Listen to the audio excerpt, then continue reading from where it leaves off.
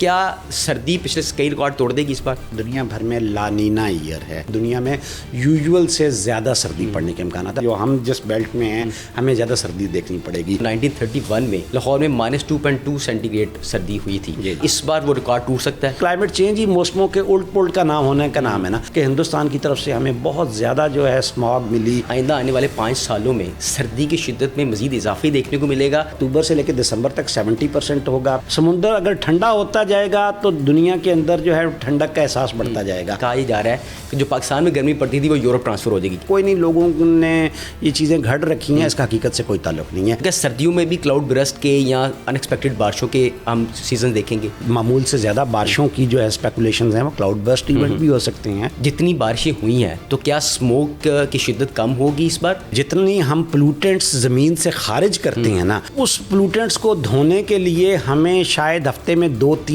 اچھی بارشوں کی ضرورت ہے۔ اینٹی اسموک گن ہم دیکھ رہے ہیں سڑکوں پر۔ اصل جو مسئلے کا حل ہے نا وہ اسموک گنز نہیں۔ ہم جو کوڑے کو آگ لگا رہے ہیں، ہم جو فصلوں کو آگ لگا رہے ہیں، روک لیں مال پریکٹسز کو تو شاید ان گنز کی ضرورت ہی نہ پیش آئے۔ بیجنگ، دلی اور لاہور ایک ہی جگہ پہ کھڑے ہوئے تھے۔ جس نے فضائی آلودگی کے خلاف جنگ جیتی ہے، سب سے بڑی مثال بیجنگ کی ہے۔ پلوٹنٹس کسی صورت ہوا میں نہیں جانے دیتے، لہٰذا وہ سکسیسفل ہے۔ اب گورنمنٹ کا امتحان شروع ہونے والا ہے، چاول کی فصل کٹنے والی ہے، آگ لگانی ہے اس کی باقیات کو، گورنمنٹ اس کو کس حد تک روک پاتی؟ ٹوٹی پھوٹی اسکریپ شدہ جتنی ٹریفک ہے اس کا بڑے شہروں میں داخلہ کتنا روک پاتی ہے؟ ہم سب لاہور میں رہنے کے نتیجے میں اپنی زندگی باقی دنیا کے مقابلے میں 4 سے 5 سال کم کر چکے ہیں۔ ہم نے اپنی ہوا اور پانی اس کو آلودہ کر دیا ہے۔ السلام علیکم، عتیق ملک آپ کی خدمت میں حاضر ہے۔ ناظرین، لاہور شہر جو کبھی بہاروں کی پہچان ہوا کرتا تھا، آج دھند، اسموگ اور غیر معمولی سردی کی لپیٹ میں ہے۔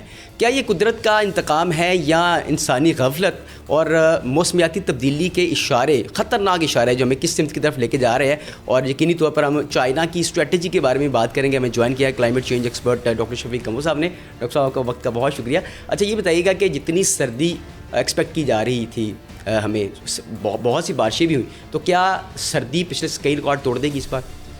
دیکھیں، یہ امکانات ہوتے ہیں جو ہم کلائمیٹ میں یا انوائرمنٹ میں ان کی بات کرتے ہیں، تو اس دفعہ جو انوائرمنٹ سائنسز کے جو ماڈلز ہیں وہ یہ کہہ رہے ہیں کہ دنیا بھر میں لانینا ایئر ہے۔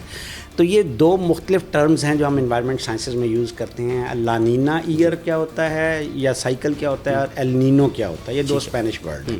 لانینا سے مراد کیا ہے کہ ایک ایسی موسمیاتی کیفیت ہے جس کے اندر جو پیسیفک، جو دنیا کا سب سے بڑا سمندر ہے، جس کو ہم بحر الکاہل اردو میں کہتے ہیں، یعنی کہ دنیا میں 23% جو ہے وہ خشکی ہے، تو کوئی 30% پانی ایک سمندر میں سمویا ہوا ہے، اس کا نام ہے۔ اگر اس کی سطح پہ پانی ٹھنڈا ہو جائے تو جو موسمیاتی کیفیت جنم لیتی ہے اس کو ہم لانینا کہتے ہیں۔ تو اس دفعہ سائنسدانوں کے ماڈل کے مطابق اکتوبر سے لے کے دسمبر تک لانینا جو سائیکل ہے یا موسمیاتی کیفیت ہے وہ دنیا میں غالب رہے گی، جس کے نتیجے میں دنیا میں یوزول سے زیادہ سردی پڑنے کے امکانات ہیں، اور خصوصی طور پہ جو ہم جس بیلٹ میں ہیں ہمیں زیادہ سردی دیکھنی پڑے گی۔ تو یہ امکانات ہیں، ان کے ماڈل کے مطابق 70% زیادہ لانینا ایئر ہونے کا چانس ہے۔ تو اس کے نتیجے میں کیا ہوگا؟ اس کے نتیجے میں یہی ہے کہ برف باری جو ہے وہ زیادہ ہوگی، اس کے زیادہ جو ہے ہمیں اسپیل سامنا کرنا پڑے گا۔ کچھ حصوں میں بارشیں زیادہ ہوں گی، کچھ میں شاید معمول سے کچھ تھوڑی بہت کم ہو جائیں۔ تو بیسیکلی سردی جو ہے یہ ایکسپیکٹیشنز ہیں، یہ اسپیکولیشنز ہیں، یہ اندازے ہیں، یہ امکانات ہیں۔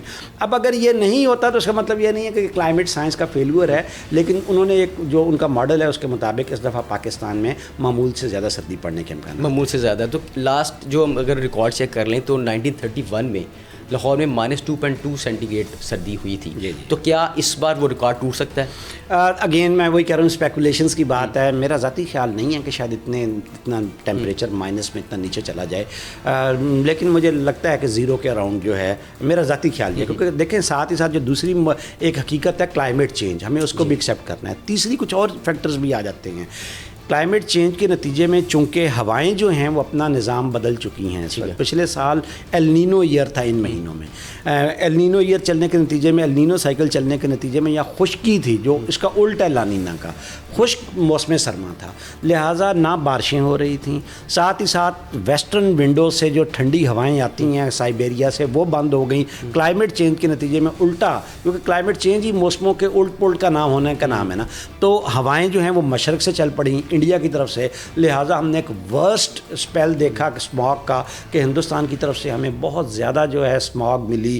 وہ جو فصلوں کے جلنے کے بعد دیوالی منائے جانے کے نتیجے میں ہم نے یہاں پہ اس کو بہت زیادہ. تو اس لیے صرف لانینا ایئر جو ہے یہ اس بات کی گارنٹی نہیں ہے کہ ہم ٹیمپریچر اتنا نیچے چلا جائے، بلکہ ساتھ ہی ساتھ یہ بھی ہمیں دیکھنا پڑے گا کہ ہوائیں جو ہیں وہ ویسٹرن ونڈو سے آتی ہیں کہ ایسٹرن ونڈو سے آتی ہیں. اچھا یہ بتا دیں کہ ابھی ہم اس سردی کی بات تو کر رہے ہیں، تو کیا آئندہ آنے والے 5 سالوں میں سردی کی شدت میں مزید اضافے دیکھنے کو ملے گا یا کنٹرول ہو سکتی ہے؟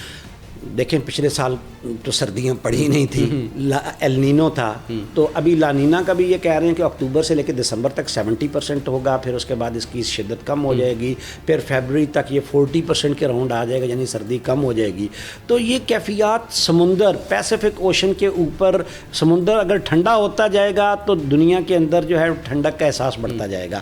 پیسیفک اوشن کے اوپر ہی اگر طے ہوا جو ہے ہوا کی وہ اگر گرم ہو جائے گی، سادہ الفاظ میں اگر بیان کروں تو پھر ذرا خشکی ڈرائینس اور یہ ہوگا. تو 5 سال بہت لمبا پیریڈ ہے، اس کی پروڈکشن کر دینا ابھی یہ ممکن نہیں. اچھا سر، ایک اور اسپیکولیشن یہ بھی چل رہی ہے سوشل میڈیا کے اوپر کہ جیسے پیسیفک اوشن کی بات کی ہے آپ نے، وہ سرد ہوتا جائے گا تو سردی ہوتے چلے جائے گی، تو کیا اگر وہ سردی بڑھتی ہے تو کیا وہ سردی ٹرانسفر ہو کے پنجاب پاکستان کی طرف آ جائے گی، اور کہا یہ جا رہا ہے کہ جو پاکستان میں گرمی پڑتی تھی وہ یورپ ٹرانسفر ہو جائے گی؟ ایسی کوئی ہے اسپیکولیشنس میں حقیقت؟ نہیں، ایسی کوئی حقیقت نہیں ہے، یہ سب اسپیکولیشنز ہیں اور سوشل میڈیا کا وہ ٹپیکل سے نیریٹیوز ہیں جس کی کوئی نہ سائنس میں گراؤنڈ ہے اور نہ کوئی میرے خیال میں ماضی میں ایسے ماڈلز جو ہیں وہ ایگزسٹ کرتے ہیں. تو یہ کوئی نہیں، لوگوں نے یہ چیزیں گھڑ رکھی ہیں، اس کا حقیقت سے کوئی تعلق نہیں ہے. پریڈکشن کرنا اتنی اسمارٹ اگلے کئی سالوں کی یہ ممکن ہی نہیں ہے آپ کو، اور خصوصاً اس دور میں جب کلائمیٹ چینج نے موسم ویسے ہی الٹ پلٹ کر دی ہیں. آپ کو صبح ایک نارمل سی ہیٹ سے یہی اندازہ نہیں ہوتا کہ ٹیمپریچر جو ہے وہ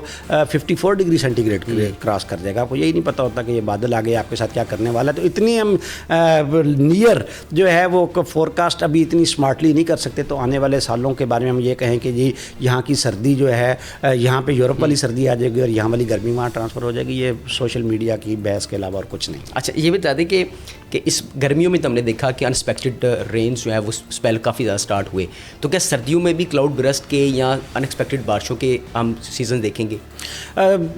کچھ ایریاز میں جیسے لانینا ایئر ہے، تو لانینا ایئر ہونے کی وجہ سے جو پاکستان کا ناردرن پارٹ ہے اس کے بارے میں معمول سے زیادہ بارشوں کی جو ہے اسپیکولیشنز ہیں، وہ کلاؤڈ برسٹ ایونٹ بھی ہو سکتے ہیں کیونکہ وہ ہم نے سال دیکھے ہیں، کافی ہوئے ہیں ہمارے یہاں، تو اس سے انکار نہیں ہے. لیکن جو سینٹرل پنجاب اور ساؤدرن پنجاب ہے یا اپر سندھ ہے، اس کے بارے میں یہی ہے کہ یہاں پہ معمول سے کچھ کم ہی بارشیں ہوں گی، کوئی اتنی پینک یا پریشانی والی بات نہیں ہے. تو اگر ہم اسموک کی طرف بات کرتے ہیں، کیونکہ اسموک اور بارشوں کا آپس میں کنیکشن تو ہوتا ہے، جتنی بارشیں ہوئی ہیں تو کیا اسموک کی شدت کم ہوگی اس بار؟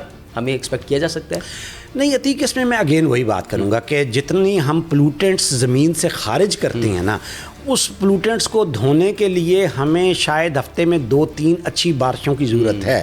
جتنی بڑے پیمانے پہ ہم یہاں پہ چونکہ نہ انڈسٹری بات مان رہی ہے، نہ عوام بات مان رہے ہیں، نہ ٹرانسپورٹ سیکٹر جو ہے وہ کوآپریٹ کر رہا ہے، تو ایونچولی جو ہوا میں اخراج ہے ان پارٹیکلز کا جو اسموک کا باعث بنتے ہیں ان کو روکے بغیر آپ یہ کوئی کہہ لیں کہ جی چیزیں بڑی تیزی سے بدل جائیں گی یا جو ہے، تو وہ میرے خیال میں ممکن نہیں ہے. تو لیکن جو اینٹی اسموک گن ہم دیکھ رہے ہیں سڑکوں پر بڑی تیزی کے ساتھ موو ہو رہی ہیں اور بڑا کام بھی ایکٹیولی کام کر رہی ہیں، تو کیا وہ اسموک کو کم کرنے میں کوئی افیکٹو ہوگی؟ دیکھیں اس پہ بھی دو آراء ہو سکتی ہیں. اگر تو ہم خوش امید ہوں تو کسی حد تک یہ لوکل ایک ایریا کے اندر پارٹیکولیٹ میٹر کو جو ہے بٹھا دے گی تھوڑے عرصے کے لیے، لیکن لانگ ٹرم کے لیے نہیں، لانگ ٹرم کے تھوڑے ٹائم کے لیے بھی. وہ وجہ یہ کہ اصل جو مسئلے کا حل ہے نا وہ اسموک گنز نہیں ہے. جس طرح ہم کہتے ہیں نا کہ دہشت گردی کا خاتمہ کرنا ہے، دہشت گردوں کا خاتمہ کرنا ہے تو دہشت گردی کی وجوہات کا خاتمہ کرنا ہوگا. ایسے ہی اسموک گنز جو ہیں وہ وقتی طور پہ تو ایک علاقے سے تھوڑی دیر کے لیے یہ پلوٹنٹس کو بٹھا دیں گے، لیکن جتنی دیر تک وہ پلوٹنٹس جو جس سورس سے آ رہے ہیں وہاں سے ہم ان کو نہیں روکیں گے اتنی دیر تک اس سے کوئی بہتری کی امید نہیں رکھی جا سکتی. اس کی مثال میں آپ کو ایسے دیتا ہوں کہ پاکستان کے مقابلے میں یورپ یا امریکہ یا کسی اور ویسٹرن کنٹری میں کئی گنا زیادہ انڈسٹری ہے، کئی گنا زیادہ ٹرانسپورٹ ہے.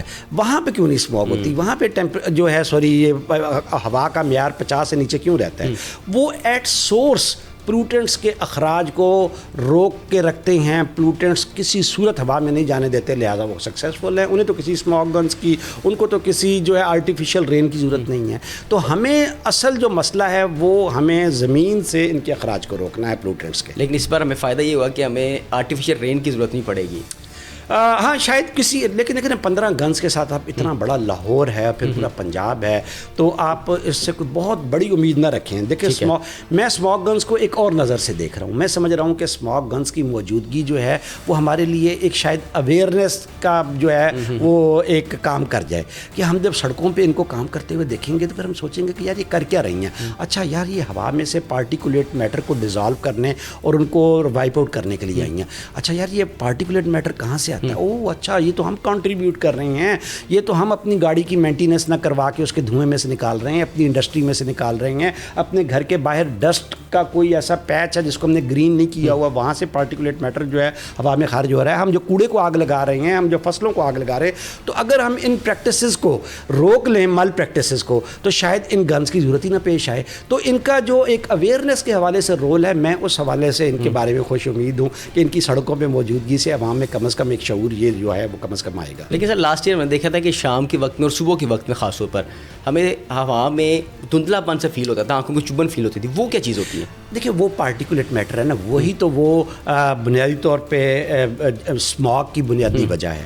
وہ پارٹیکولیٹ میٹر سے مراد ہمارے ہاں کچھ ایسے کانسٹیچوئنٹس ہیں جو کہ ہوا کو آلودہ کرتے ہیں. ٹھیک ہے. مثلاً دھواں ہے، وہ دھواں چاہے گاڑیوں میں سے آئے، چاہے بھٹوں میں سے نکلے، اینٹوں کے بھٹوں میں سے نکلے، چاہے انڈسٹری میں سے نکلے، چاہے ہم کسی جگہ پہ آگ لگائیں فصلوں کو، کوڑے کو، کہیں پہ کوئی کنسٹرکشن کی ایکٹیویٹی ہو رہی ہے، کوئی تعمیراتی کام ہو رہا ہے، تو وہاں سے جو ڈسٹ پارٹیکلز اڑیں گے تو یہ سارے مل جل کے، یا انڈسٹری کے اندر سے بہت سارا ایسا ٹاکسک میٹلز ہیں جو کہ ہم نے انڈسٹری کے اندر ایمیشن کنٹرول سسٹم نہیں نہ لگائے ہوئے.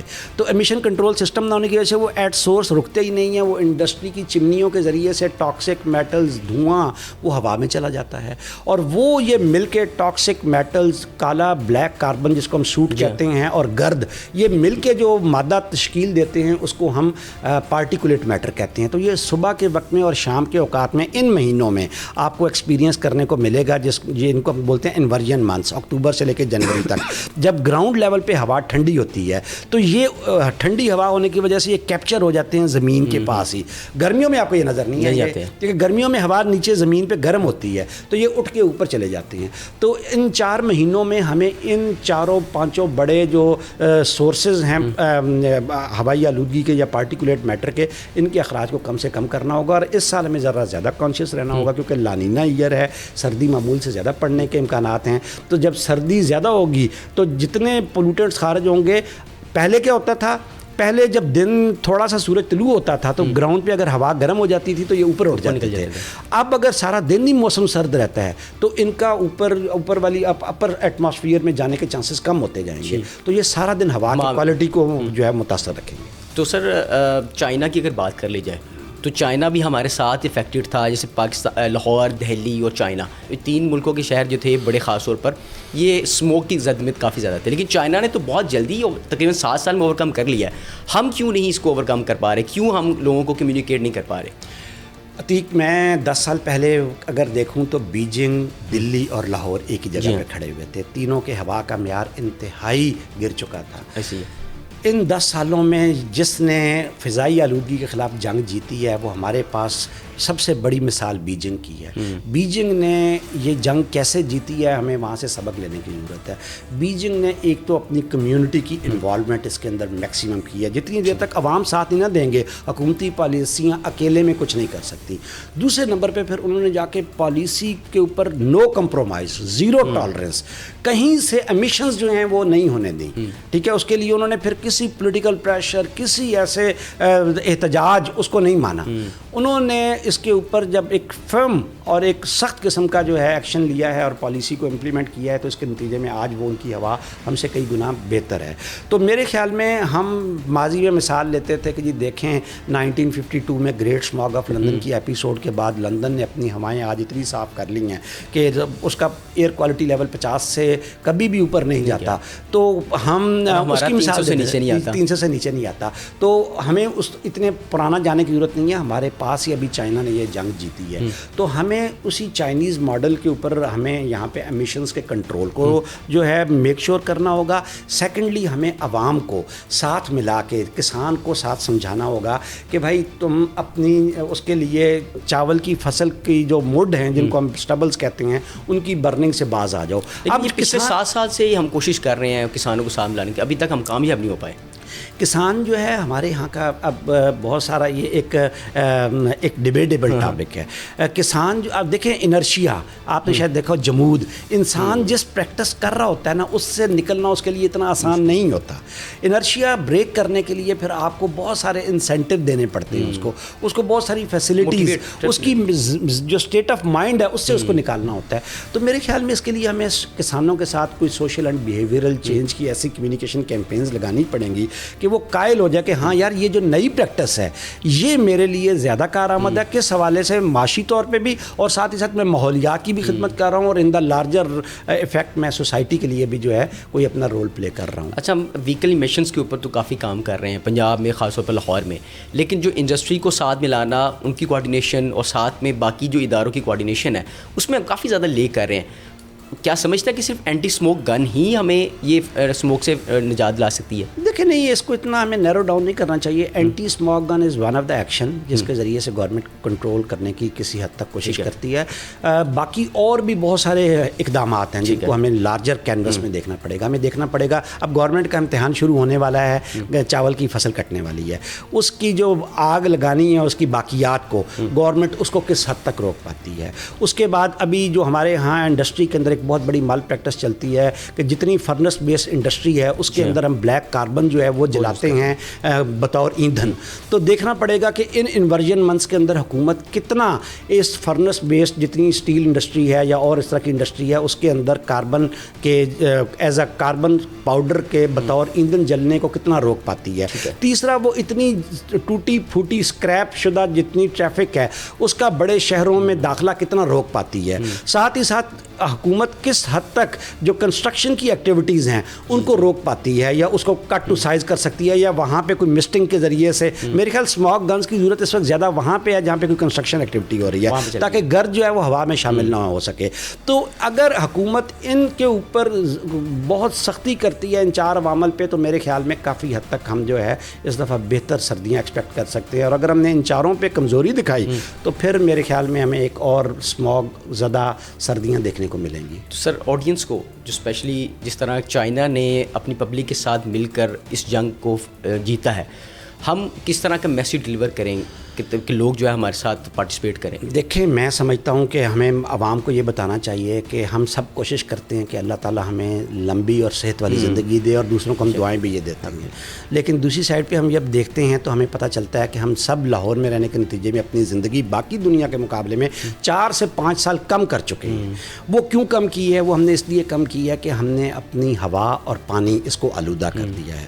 تو یہ چیزیں تو ہمارے بس میں ہیں, تو کیوں نہ ہم ان کو صاف کر لیں.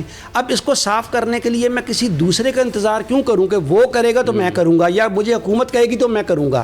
ہر ایک کو اپنا اپنا کردار جو ہے اس کے اندر اس کو سمجھنا ہے, اور والنٹیرلی بیسس کے اوپر, ٹھیک ہے, خود آگے بڑھ کے جو کوئی مال پریکٹس میں کرتا ہوں. میرے گھر میں اگر شادی ہے تو میں کہوں گا کہ میں اس دفعہ کسی صورت بھی پھلجھڑیاں نہیں چلاؤں گا ان سردیوں کے اندر. دیکھ, چھوٹی چھوٹی پریکٹسز ہیں کہ وہ ہوا کے اندر جو ہم یہ کرتے ہیں, فائر ورکس کرتے ہیں, وہ ہوا کے معیار کو کتنا خراب کرتے ہیں.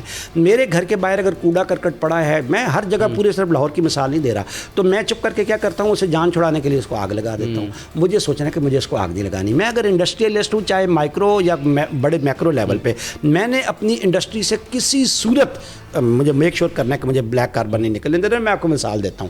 ہم جب اپنے انوائرمنٹ ڈپارٹمنٹ کے دوستوں سے بات کرتے ہیں تو وہ کہتے ہیں یہاں پہ 2 طرح کے انڈسٹریلسٹ ہیں. ایک انڈسٹریلسٹ وہ ہے جس نے ایمیشن کنٹرول سسٹم بھی لگایا ہوا ہے, پلس وہ اچھی کوالٹی کا अच्छी क्वालिटी का ईंधन यूज़ करता है। मसला कहाँ आ जाता है, वो भी लोहे की जो है वो बार्स तैयार कर रहा है और दूसरा भी लोहे का ही बिजनेस कर रहा है। वो क्या करता है, एक तो उसने एमिशन कंट्रोल सिस्टम नहीं लगा रखा, दूसरा वो ईंधन इंतहाई नाकस मेयार का इस्तेमाल करता है। अब दोनों की प्रोडक्ट तो एक ही है, जो अच्छी प्रैक्टिसेस कर रहा है उसकी प्रोडक्ट की भी वही कीमत है जो उसकी है, जिसका कोई खर्च ही नहीं आया। तो इवेंचुअली वो जो अच्छी प्रैक्टिस कर रहा है वो भी उसको देख के फिर मजबूर हो जाता है कि वो मल प्रैक्टिसेस पे आ जाए। तो मेरे ख्याल में हमें कम्युनिटी को ये भी एहसास दिलाना है कि हम हवा को आलूदा करके दूसरों के लिए भी न सिर्फ दूसरों के लिए बल्कि अपनी ज़िंदगी भी कम कर रहे हैं, अपने बच्चों की ज़िंदगी भी कम कर रहे हैं, और साथ ही साथ हम ये एक गुनाह कर रहे हैं। किसी का भी हक मारना, हमने सीखा है कि हक मारना जो है वो गुनाह है। तो अगर आप किसी का साफ़ पानी और हवा पे जो उसका बुनियादी हक है वो अगर हम मारते हैं तो हम गुनाह करते हैं। बिल्कुल गुनाह कर रहे हैं। अच्छा सर, ट्रांसपोर्ट सेक्शन में अगर हम जाते हैं तो कौन सी ऐसी व्हीकल्स हैं जो ज़्यादा हमारी हवा को आलूदा कर रही हैं? देखें, वो तमाम गाड़ियाँ जो कि डीज़ल पे चलती हैं और उसके बाद वो अब काफ़ी हद तक अपनी ज़िंदगी भी हर देखना इंसान की जिस तरह ज़िंदगी है इसी तरह से गाड़ियों की भी एक ख़ास टाइम लाइफ है। तो उसके बावजूद अगर हम सड़क पे धक्के से उनको चला रहे हैं तो इसका क्या मतलब है कि हम कंप्रोमाइज़ कर रहे हैं सर्टेन एनवायरमेंटल स्टैंडर्ड्स के ऊपर। तो हमें डीज़ल पे चलने वाली तमाम पुरानी स्क्रैप ज़दा गाड़ियाँ जो हैं, एक तो उनके बारे में गौर करना होगा। पेट्रोल पे जो गाड़ियाँ हैं उसमें भी हमें गौर करने की ज़रूरत है कि हम उसके अंदर देखें ना, गवर्नमेंट ने पेट्रोल पे थोड़ा सा एक डिफरेंस रखा हुआ है कि एक अच्छी क्वालिटी का पेट्रोल है वो ज़रा महंगा है, हाई ऑक्टेन एक ज़रा हल्के लेवल का है। तो मेरे ख्याल में इस तफावत को भी ख़त्म करके और प्राइस को एडजस्ट करके हमें हाई ऑक्टेन या इस लेवल का जो अच्छा पेट्रोल है उसको मेक श्योर करना है कि वो हर एक की एक्सेस में रहे, मोटरसाइकिल वाले की भी और गाड़ी वाले की। लेकिन हमें तो सर रोड के ऊपर ज़्यादा चलती हुई गाड़ियाँ नज़र आती हैं जो पुराने मॉडल्स की 1980s 1990s की। एग्जैक्टली वही मैं कह रहा हूँ ना। अब अनफॉर्चुनेट है, ये बड़ा अनफॉर्चुनेट। अब यही एक्शंस है ना, मैं जितनी देर तक इन पे काम करते हुए या होते हुए नहीं देखूंगा तो स्मॉग गन्स के ज़रिए से मैं को बहुत खुश उम्मीदी अपने दिल में नहीं पाल सकूंगा। बिल्कुल जी। और जिस तरह से चाइना ने अपनी ऑडियंस के साथ, पब्लिक के साथ मिलकर इस जंग में फ़तह ली है, इसी तरह डॉक्टर साहब का मैसेज भी आपने सुना कि पब्लिक को ज़रूर इसमें इंगेज होना चाहिए और अपनी अपनी पार्टिसिपेशन जो है वो अपने एंड से ज़रूर करनी चाहिए ताकि हम हवा और पानी को ज़रूर साफ़ कर सकें जो हमारे इख्तियार में है, ताकि हम आने वाले बच्चों में जो बच्चों का मुस्तकबिल है उसको भी सिक्योर कर सकें और अपनी ज़िंदगी को भी बेहतर बना सकें। उम्मीद आपको ये पॉडकास्ट पसंद आया होगा। फिलहाल मुझे दीजिए इजाज़त, देखते रहिए डिस्कवर पाकिस्तान पॉडकास्ट।